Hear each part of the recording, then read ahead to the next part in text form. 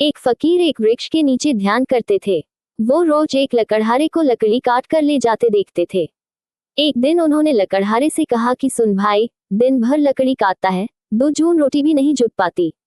तू जरा आगे क्यों नहीं जाता, वहां आगे चंदन का जंगल है। एक दिन काट लेगा, 7 दिन के खाने के लिए काफी हो जाएगा। गरीब लकड़हारे को विश्वास नहीं हुआ, क्योंकि वह तो सोचता था कि जंगल को जितना वह जानता है और कौन जानता है। जंगल में लकड़ियां काटते ही तो जिंदगी बीती। ये फकीर यहाँ बैठा रहता है वृक्ष के नीचे, इसको क्या खाक पता होगा। मानने का मन तो न हुआ, लेकिन फिर सोचा कि हर्ज क्या है, कौन जाने ठीक ही कहता हो। फिर झूठ कहेगा भी क्यों। शांत आदमी मालूम पड़ता है, मस्त आदमी मालूम पड़ता है। कभी बोला भी नहीं इसके पहले। एक बार प्रयोग करके देख लेना जरूरी है। फकीर के बातों पर विश्वास कर वह आगे गया। लौटा तो फकीर के चरणों में सिर रखा और कहा कि मुझे क्षमा करना, मेरे मन में बड़ा संदेह आया था, क्योंकि मैं तो सोचता था कि मुझसे ज्यादा लकड़ियों के बारे में कौन जानता है। मगर मुझे चंदन की पहचान ही न थी। मेरा बाप भी लकड़हारा था, उसका बाप भी लकड़हारा था।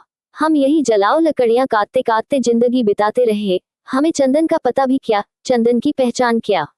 हमें तो चंदन मिल भी जाता तो भी हम काट कर बेच आते उसे बाजार में ऐसे ही।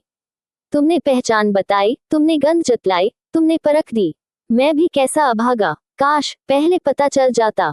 फकीर ने कहा कोई फिक्र न करो, जब पता चला तभी जल्दी है, जब जागा तभी सबेरा है। दिन बड़े मजे में कटने लगे। एक दिन काट लेता, 7-8 दिन, 10 दिन जंगल आने की जरूरत ही न रहती। एक दिन फकीर ने कहा, मेरे भाई, मैं सोचता था कि तुम्हें कुछ अक्ल आएगी।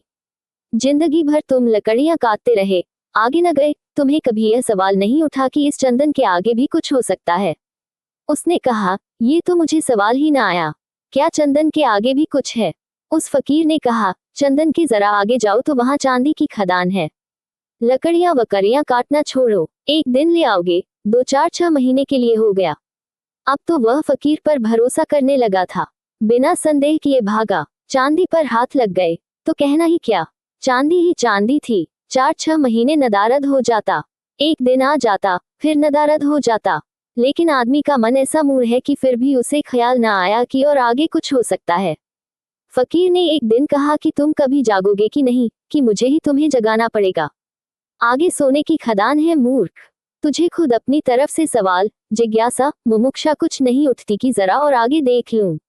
अब 6 महीने मस्त पड़ा रहता है, घर में कुछ काम भी नहीं है, फुर्सत है, जरा जंगल में आगे देखकर देखूं, ये ख्याल में नहीं आता। उसने कहा कि मैं भी मंदभागी, मुझे ये ख्याल ही ना आया। मैं तो समझा चांदी, बस आखिरी बात हो गई, अब और क्या होगा। गरीब ने सोना तो कभी देखा न था, सुना था। फकीर ने कहा, थोड़ा और आगे सोने की खदान है, और ऐसे कहानी चलती है। फिर और आगे हीरो की खदान है, और ऐसे कहानी चलती है।